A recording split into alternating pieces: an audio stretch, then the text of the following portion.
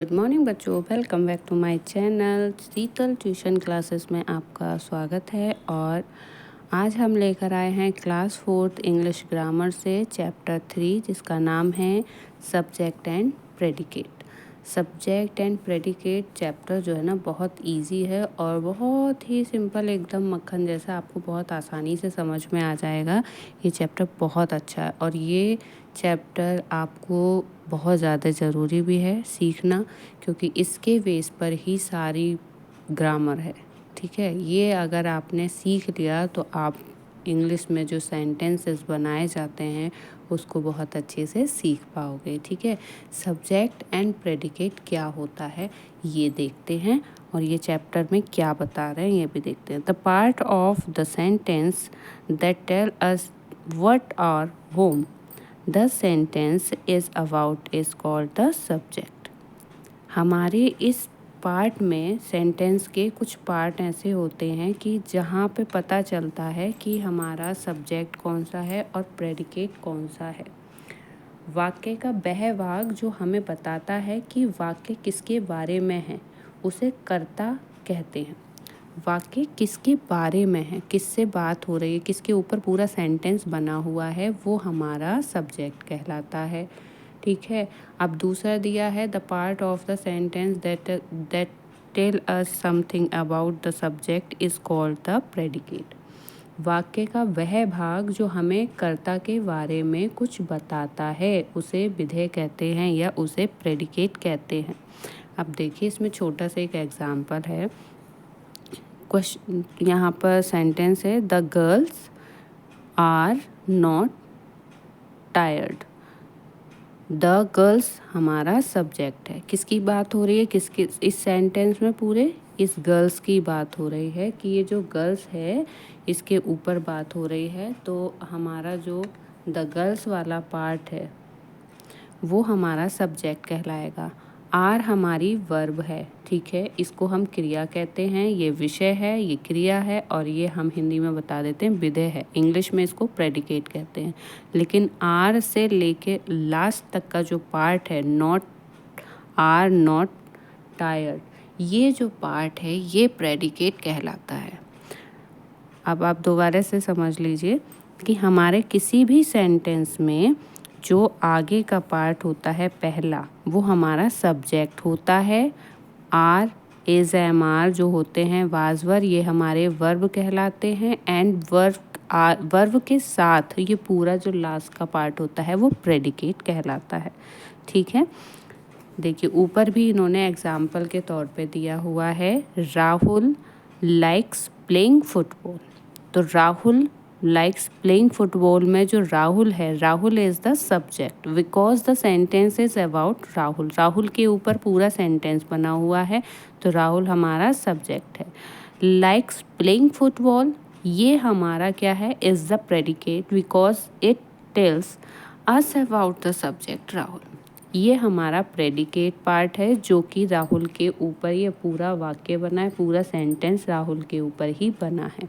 ठीक है, तो मुझे लगता है कि आपको समझ में आ रहा होगा। अब देखिए यहाँ पर इन्होंने दिया है some more example to understand subject and predicate. अब हम देख लेते हैं कि हमारे जो एग्जाम्पल के तौर पे इन्होंने दिया है उसमें सब्जेक्ट और प्रेडिकेट के दो पार्ट बनाए हुए हैं।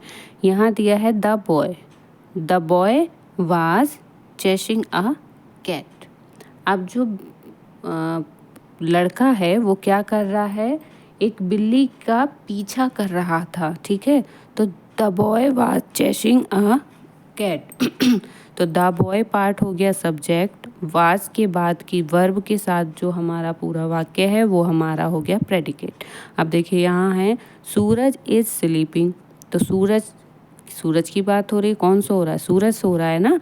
तो सूरज जो है हमारा सब्जेक्ट है, इज स्लीपिंग ये हमारा प्रेडिकेट है।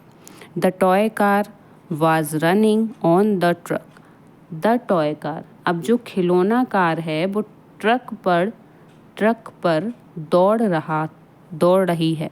ठीक है, तो ये जो द टॉय कार है ये हमारा सब्जेक्ट है, क्योंकि टॉय कार की ही बात है, टॉय कार का ही पूरा सेंटेंस है। The running on the truck ये हमारा प्रेडिकेट है। The helicopter fly over the sea. Fly कर रहा है कहाँ पर? समुद्र के ऊपर से उड़ रहा है। तो हमारा द हेलीकॉप्टर पार्ट जो है वो हमारा subject, and fly over the sea ये हमारा पार्ट हो जाएगा predicate. The subject may have only one or more then one words. विषय में केवल एक या एक से अधिक शब्द हो सकते हैं। मतलब सब्जेक्ट जो है जब दिया है इसमें कोई भी वर्ड्स एक या एक से अधिक भी हो सकते हैं। आगे हम चैप्टर में आपको समझाएंगे कि क्या कह रहा है ये, ठीक है। अब देखिए यहाँ पर कुछ इस तरह से एक्सरसाइज दी है। Circle the subject and underline the predicate in the following sentence. अब यहाँ पर बोल रहा है कि जो हमारा सब्जेक्ट पार्ट है उसको सर्कल करना है और जो प्रेडिकेट पार्ट है उसको अंडरलाइन करना है। तो देखिए पहला क्वेश्चन क्या है? The word is flying.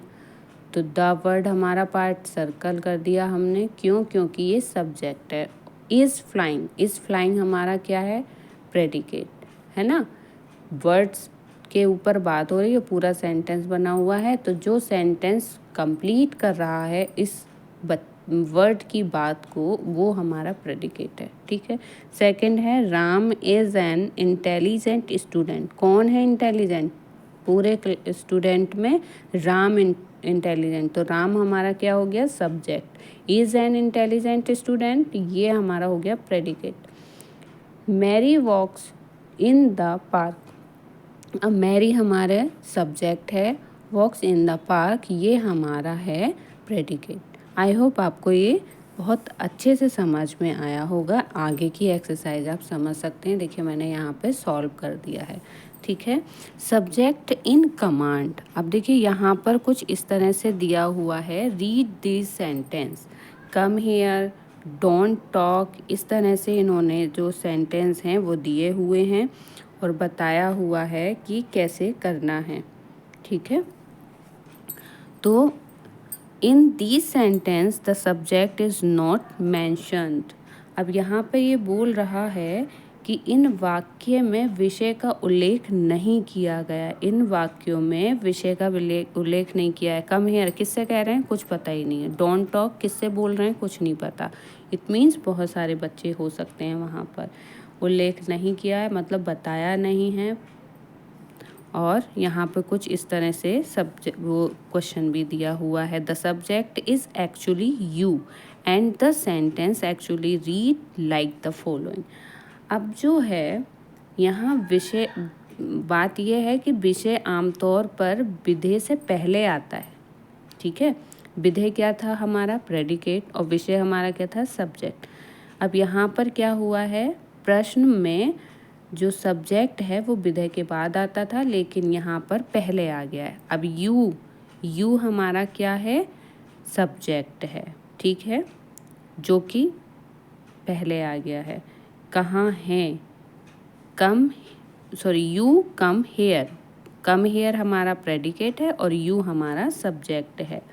तो यहाँ कैसे पता चलेगा? यहाँ हमने क्या किया है, यहाँ हमने इन ऑल कमांड्स, यहाँ पे हमने किसी को कमांड दी है। कमांड देने का मतलब होता है कि हम दूसरे को अपनी तरफ बुला रहे हैं। यू कम हियर, इधर आओ, तो हम किसी को कमांड दे रहे हैं। लेकिन जो यू है वो हमारा सब्जेक्ट है जिसको हम बुला रहे हैं, ठीक है। कम हियर हमारा प्रेडिकेट है। ऐसे ही यहाँ पर दूसरा सेंटेंस दिया है डोंट टॉक। तो डोंट टॉक हम किससे कह रहे हैं?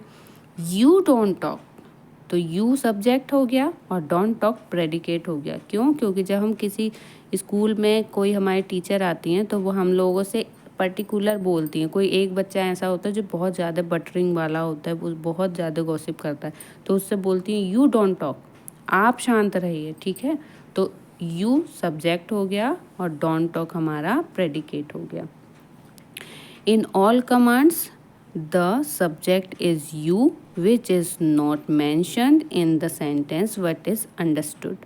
यहाँ पर you जो है ये कम हेयर में you मेंशन नहीं होता, लेकिन वो दिखता है। आप अगर खड़े होकर किसी सामने वाले बच्चे को बुलाओगे तो आप उससे नाम नहीं लोगे, उसकी तरफ देखकर कहोगे कम हेयर, ठीक है। तो उसके अंदर ही you छुपा होता है, ठीक।